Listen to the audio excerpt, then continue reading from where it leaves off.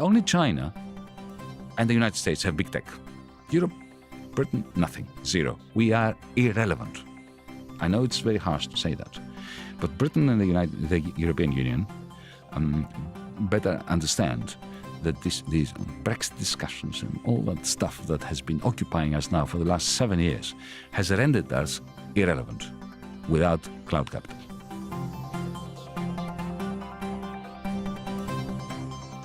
Hello and welcome to Ways to Change the World. I'm Krishnan Guru-Murthy, and this is the podcast in which we talk to extraordinary people about the big ideas in their lives and the events that have helped shape them.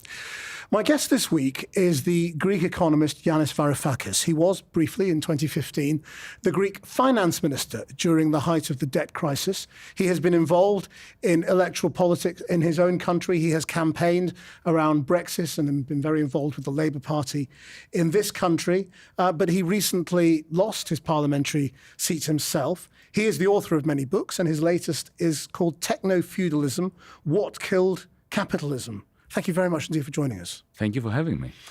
Let's go through this very simply. I mean, first of all, feudalism. By feudalism, I imagine medieval peasants who are effectively forced to live on the land of their lords and masters.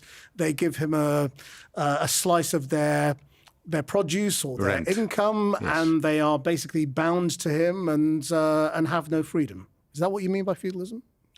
That's what we mean by feudalism, but not by technofeudalism. So what is technofeudalism? I'm glad you started with feudalism, because the great transformation which has created the modern world was the one from feudalism to capitalism. As you correctly put it, feudalism was a socio-economic system predicated upon land and land ownership. So the aristocracy owned the land, it got a lot of economic, social, political power. It was all one thing back then. There was no distinction. If you had political power, you had economic power, unlike under capitalism. And the wealth was transferred to the ruling class, to the aristocracy, through, as you put it, rent, taking a slice of the produce, of the harvest of the peasants who didn't labor for a wage. There was no labor market. You couldn't quit. You didn't receive a wage. You just kept that which the landlord or the sheriff operating on the landlord's behalf would leave behind after the harvest was in. Then you had a fantastic transformation, the great transformation, as Karl Polanyi put it, from feudalism to capitalism. Power shifted from those who owned land to those who owned the machines, the steam engines, the factories, the steamships, the telegraphs, the later on electrical power generating systems. And wealth came from accumulation not of rents, but of profits. So you had commodification of land. Suddenly land became a commodity when the enclosures chucked out of the land the peasants and replaced them with sheep, if you remember. Of course you remember. And this is the beginning of the modern world, of modernity as we know it. Now, what am I saying with technofeudalism? I'm saying that capital triumphed so magnificently that it mutated. It created a mutant version of it, which I call cloud capital. So what is the difference between cloud capital and normal capital? Take an industrial robot. That's traditional capital. It's very snazzy, it's very technologically advanced, it moves its own, it's got electronics in it, software and all that. But it does more or less the same job that the steam engine did. It automates production in the factory. Cloud capital is this network of machines and software which allows us to talk to one another, big tech. My hypothesis is that this new version of capital, cloud capital, is a very different beast from industrial robots and steam engines. And anyone who owns it owns effectively a new form of digital land. Think of Amazon.com. It's like a cloud thief. It's a thief that lives in the cloud, effectively on a bed of cloud capital, which allows the new lord, Jeff Bezos, or whoever owns that particular piece of digital land, to charge rents. Because Jeff Bezos doesn't produce anything that you buy on Amazon, same with the owners of Alibaba and so on. What they do, however, is they charge 40%. Think about it, 40% is a gigantic rent on the price of everything that is sold to you on Amazon.com. Now, this is not a theoretical point. My point, the point I'm trying to make in the book, is that this is a great transformation, which, if you put your mind to it, it explains the reason why we have so much anxiety in the world. We have this polycrisis. The crisis of today is nothing like the crisis of the 1970s, even the cost of living crisis. The inflation we have today bears no resemblance to the inflation that we experienced in the 1970s. You had a period of deflation, a period of inflation. You have this gigantic disconnect between the amount of money in the economy. We never had so much money as we have now, globally speaking, across the West or the whole world. And yet investment is at the lowest level in proportion to how much money there is in the economy. And I do believe the answer lies in this fantastic transformation, very violent transformation of our world from capitalism to something that I call technofeudalism, which is, of course, based on enormous quantities of capital, unlike the older version of feudalism that you described. So there's a lot to unpack there. So in terms of the analogy of rent and who are the serfs? Are the serfs all of us, or are they? Who is paying the rent? Is it the makers of the goods that Amazon is selling, or what? The rents themselves are paid by the capitalists. So if you're producing a bicycle or a book and you sell it through Amazon, through Alibaba, through a myriad of such platforms, now doing amazing business in Indonesia, in Africa. It's not just a Western phenomenon, right? Of course, in China. If you are producing stuff, material goods or services or movies, you sell them through that kind of cloud feed and you pay rent. For the very first time in the history of humanity, capital is being produced or reproduced by people who are not being paid as wage laborers. So every time you post a review on Amazon, you walk around London or drive around London with your phone, and the phone is pinging Google Maps where you are. And producing data. So Google Maps becomes more valuable because it can predict congestion. So you are contributing to the capital of these large conglomerates without being a paid laborer. I call that a cloud serf. Now, interestingly, when I was researching this book, I discovered that on average, conglomerates of the old capitalist type pay about 80 to 85% of their revenues to workers. Facebook pays 1%. Why? Because Facebook, the capital of Facebook, is produced for free by everybody who creates their own pages, posts messages, and sends reviews to one another, and so on. But this is all free labor. Yeah, but they would say this is not labor. This is not people working for us. It is This work. is people getting a product by choice. No one's forcing them to do it. They are choosing to use the platform that Facebook is, or whichever platform you might be talking about, and they are getting a convenience out of it. They're getting a service from that. But that's irrelevant. It is true that people do it voluntarily. I do it. I couldn't live without my phone, without my TikTok, without my. I'm an addict as well. Right? So are they serfs? I volunteer. But voluntary serfdom is the worst kind of serfdom. But anyway, this is not an ethical point I'm making. It doesn't matter whether you're forced or we are not forced. The fact is that you're doing a lot of work. All these kids with uploading TikTok videos, they love it. If you took it away from them, they would hate you, especially if you're a parent, as I am, and I'm sure you are. But nevertheless, the fact remains, they put a lot of work. They don't think of it as work. But it is work. And it is work that is replenishing the capital stock of TikTok. Now, that from a macro perspective is crucial because you have capital being reproduced without wage labor. Now, why is it important? Because wage labor means that there are wages that are being paid, and those wages contribute to the demand for things in the marketplace. When you have all this labor producing capital, but it is not remunerated, that shrinks aggregate demand macroeconomically. And what does that mean? It means that central banks cannot get away without printing more money to replenish the demand. But then, especially when you have an inflationary cost of living crisis as we do now, there is a clash of objectives. On the one hand, to arrest rising prices, but on the other hand, if you don't print the money, because you have so much work that is not remunerated, then aggregate demand is shrinking. This is why central bankers are in a state of apoplexy.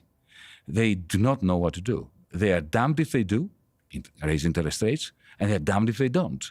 So this is not a theoretical book, from my perspective. It's an attempt to understand the world we live in, including at the micro level, at the level of our kids.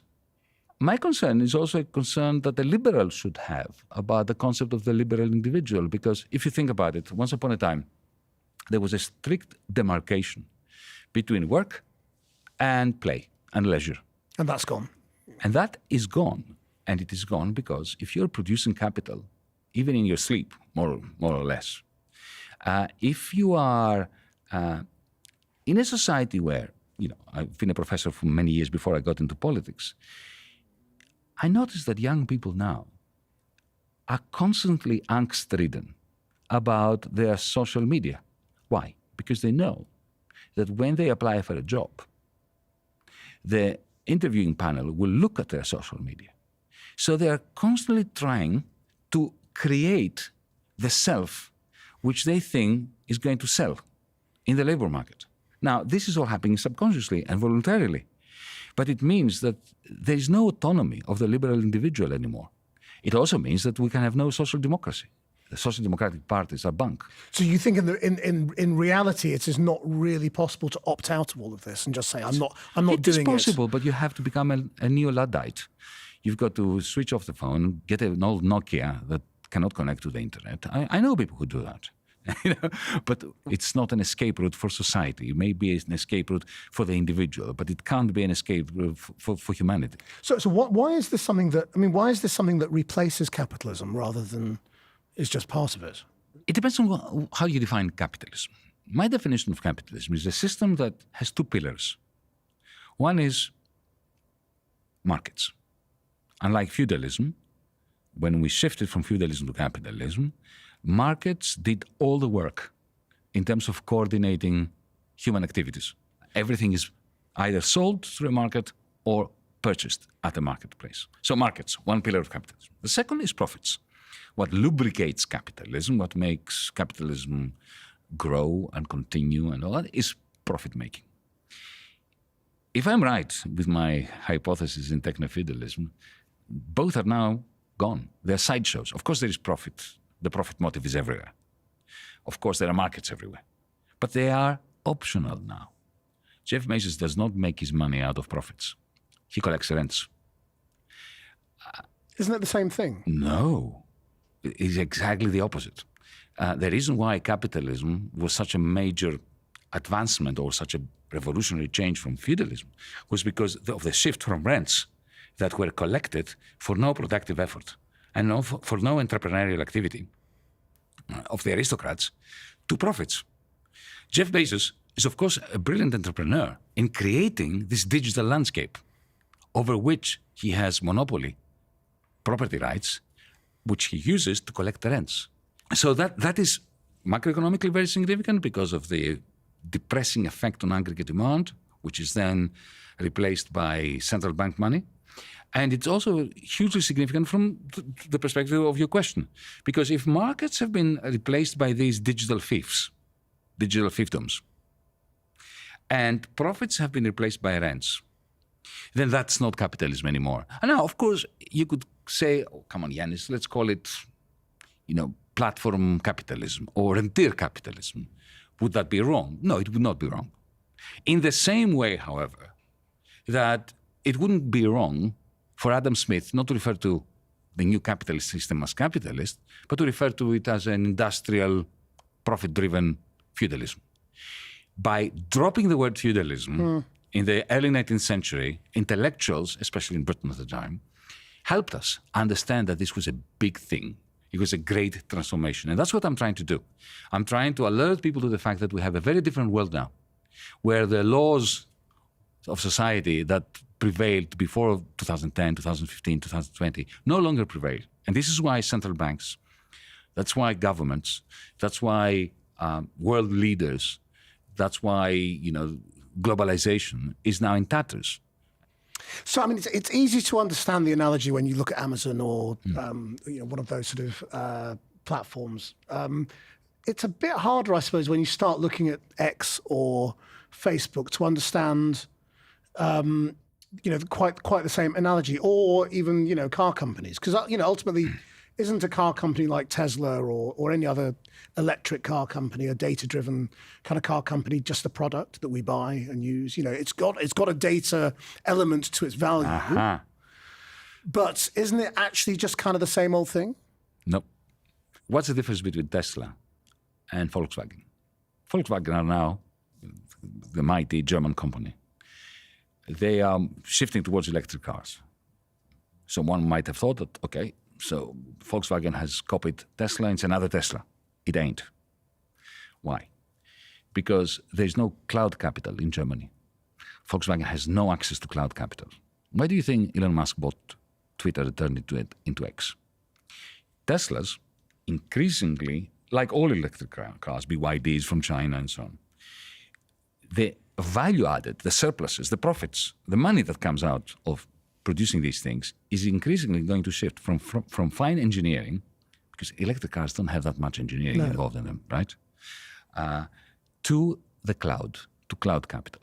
Volkswagen doesn't have access to that. That is why the German business model is collapsing.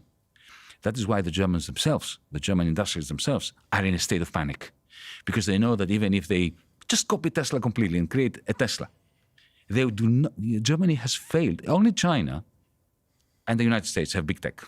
Europe, Britain, nothing, zero. We are irrelevant. I know it's very harsh to say that, but Britain and the European Union better understand that these Brexit discussions and all that stuff that has been occupying us now for the last 7 years has rendered us irrelevant without cloud capital. So what is the sort of the democratic response, or what is the right response to this? Let me tell you what I don't think the solution is. Social democracy cannot do it. So a social democratic solution is bunk.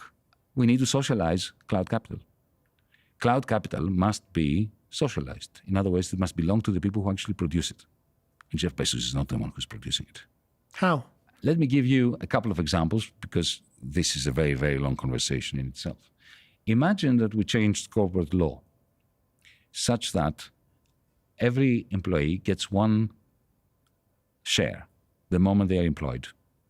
Shares cannot be traded, and they cannot be leased.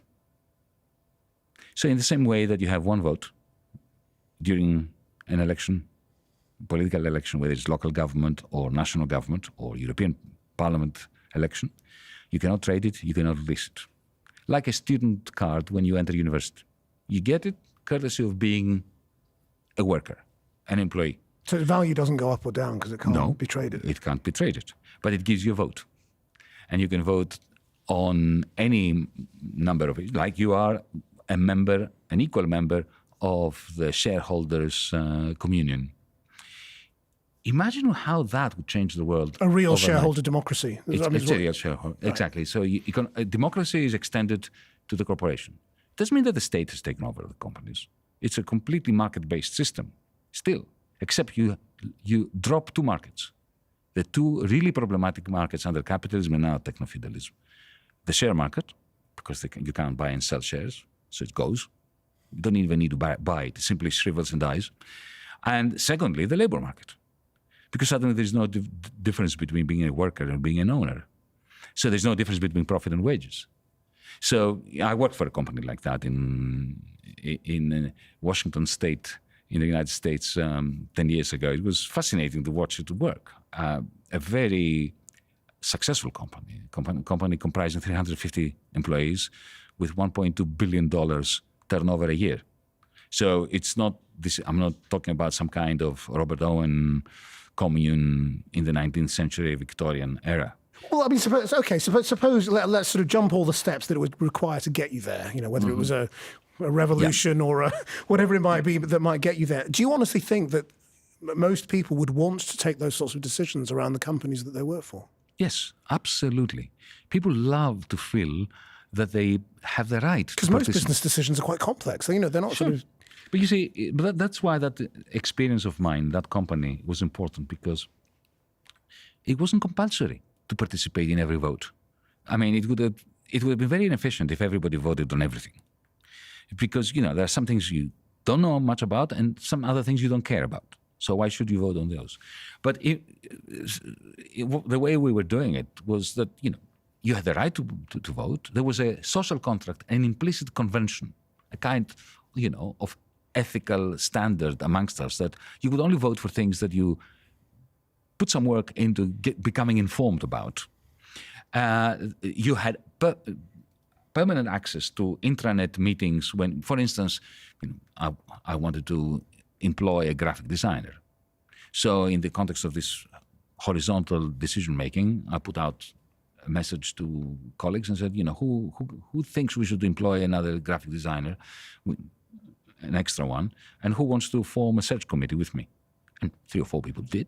And then we interviewed people, and it was video streamed, live streamed, for anybody who cared to find out how these candidates were doing.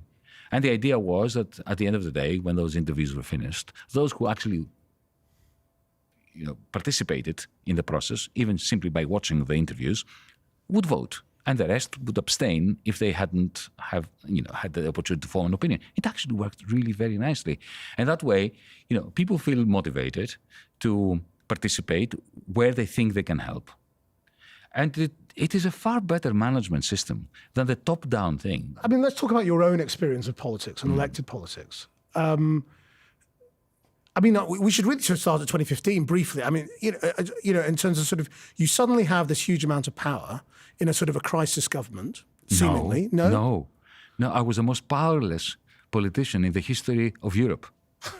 Because remember, I was the finance minister of the most bankrupt state in the world. So that the only power you have is the power to veto loans that are being thrown your way. Why were they thrown our way, given that we were bankrupt? To cover up our bankruptcy. Because the European Union did not want to admit to the fact that a member state of the Eurozone could go bankrupt. And because they didn't want the bankers to lose property rights over the banks, which went bankrupt on their watch. So it was like, you know, imagine you're walking down the street and there's a gang of thugs approaching you, and you only have one weapon, but it happens to be a nuclear bomb. That's all you had. That's how it felt. But when you look back at your own appointments to that position, do you think it was kind of wrong? You know, that was it sort of crony democracy in a way? You know, did you get this job because you were friends with... No, exactly the opposite. The one thing I'm proud of was that this was not one of those cases. I was not a politician. I had become known because I was warning Greek governments, without wanting ever to be part of the political scene. I was warning that Greece had gone bankrupt. Please, please, please, do not make the mistake of thinking that the solution is another huge loan on conditions of austerity that will deplete further our capacity to repay our debts. So I was elected because at some point the people of Greece had enough of this extending and pretending, of one loan coming after the next, cover up our bankruptcy under conditions that were destroying the lives of 90% of the population, and, you know, sending 1 million out of 10% of the population, the young and the best educated, abroad to migrate. I mean, London is full of them, right? So that was a brief moment when democracy worked. I'm not saying this because I was the one that was elected, but because I think that it is clear that the system, the media star system, loathed me. The powers that be generally did not like my message. They don't like a finance minister saying that we're bankrupt and then to embrace our bankruptcy instead of pretending that we can cover it up through loans. And I knew it was going to be a massive struggle. I thought there was a chance, a 20 to 30% probability of success if we stuck together. And by that I mean if the Prime Minister and I stuck together. The Prime Minister and I didn't stick together because our opponents, the creditors who were insisting on more predatory loans, managed to drive a wedge between us. And in the end, they won him over and he decided to surrender and take the loan, and I left. Yeah. What do you think has sort of gone wrong more recently for you in terms of sort of electoral politics? You know, you tried to sort of start a movement. It's just largely been rejected now, hasn't it? Yes, so absolutely. Why? We are the great losers. But both Tsipras, my former comrade and prime minister, and we are both the big losers. This reason is, I think, quite straightforward. When it comes to these matters, I think the simplest explanation is the best. It's Occam's razor. In 2015, we managed to convince 62% of the population, who were not left-wing, to believe in us, to rise up against every television channel, every oligarchic Rupert Murdoch-like newspaper, all the banks, the European Central Bank, the International Monetary Fund, the European Commission, the whole system. The people, 62% of the population, backed us. We raised their expectations that we would be able to deliver them from this permanent debt bondage. And we failed. We failed. You know, voters out there, after a while, don't care whose fault it was. At some point, they said, go away. You made us hope. That hope was betrayed. We don't care how and why. Go away. We'll go back to the sad politics of voting for the political leader or the party that will perpetuate our debt bondage, but at least it will give us something, because we don't want to think about the crisis anymore. The reason why our party, Mera25, my party, tanked was because we kept trying to tell people what we thought was the truth. So do you think that, because we talk a lot about the need for truth in politics now, especially after the era of the populists. What do you offer people, truth or hope? Well, the question is, are you basically saying people can't handle the truth? No. People had enough. People who rose up, trusted you, gave you 62% of the vote, and saw nothing come out of us. They say, can you please go away?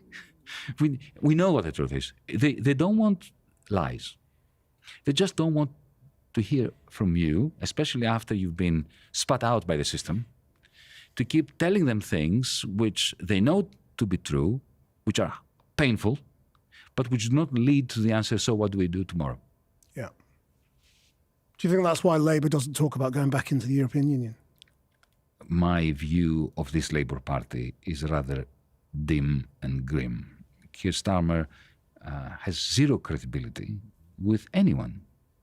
He ran under the banner of Jeremy Corbyn, supposedly trying to make Jeremy, who's a personal friend of mine, full disclosure here, Prime Minister. Then he ran for the leadership of the Labour Party, saying that he will retain the 2019 manifesto intact and he will fight for its implementation. Then he ditches that manifesto.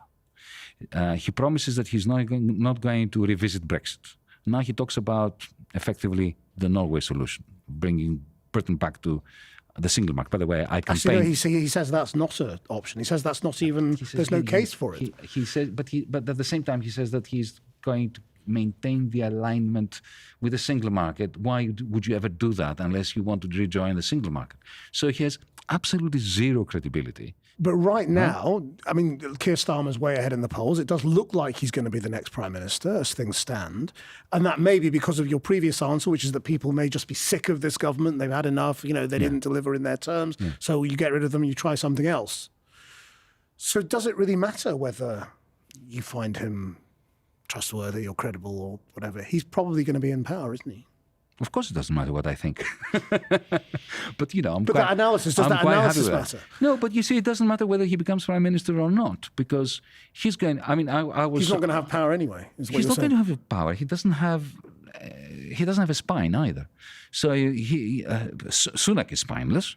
Look at HS2. I mean, it is pathetic now that they're talking about stopping it at Birmingham. Next week, they will stop it at Watford, right? You might as well not do it if you're not going to do it. And so he's spineless. He's crumbling under the pressure, the budget pressure. But so is Keir Starmer. If you can't come up with credible policies that you will stick to unless something cataclysmic takes place, then it really doesn't matter whether Sunak or Keir Starmer is in power. This is the greatest defeat of democracy. It doesn't matter whether Sunak or Starmer is in power. Because they're not in power anyway, they're in government. So let's come back to technofeudalism then. I mean, you've cited some examples of AI as very exciting. So what does AI do to technofeudalism? Does it sort of eat it? Or do the sort of the feudal kings of the techno world own it? Remember, artificial intelligence was not born yesterday. The algorithms that allowed Google to search the net for you, they're species of artificial intelligence. Now what we have is these large language models which take AI to a higher level. But cloud capital is based on artificial intelligence. So it's one thing, it's not something else, which is part of technofeudalism. It's simply turbocharging technofeudalism. But so that this is not too abstract a conversation, so let me give you a vision of how I would like cloud capital to work. Imagine you wanted to hail a cab or to go somewhere in London, right? Now you have to use Uber or Lyft or one of those companies, which essentially uses you as a cloud serf because it uses your data, and then it exploits proletarian labor who are driving for a pittance. Now imagine if you owned your own digital identity, which you don't at the moment. At the moment, on the internet, you need either your bank or Google, who use your credit card in order to state to the rest of the internet users that you are who you say you are. But if you owned your digital identity, this was offered to you by the state. The state gave you a digital ID, which identified you in the digital world, in cyberspace, and you were going to stand outside Channel 4 and you say, look, I want to go to Fulham Broadway. Who wants to bid for it? And you had countless different outfits, all cops, working with their own AI bots, even public transport. You get a message saying, you idiot, the tube is next door. It's faster for you to use it. And you choose, which outfit will take you to Fulham Broadway. That is very similar to what we're doing now, but it is a world apart from an economic point of view, from an ethical point of view, from a sociological point of view to what we have. If you could change the world then, in any way, how would you change it? I think that two things are absolutely crucial. One is to democratize the workplace in the way that we discussed before. One person, one share, one vote. And the second is for our central bank, the Bank of England in this country, to provide everyone with a free digital account and a PIN number, and then let Barclays and Lloyds find reasons to exist by offering you services other than the payment system. These two moves would really revolutionize the world we live in.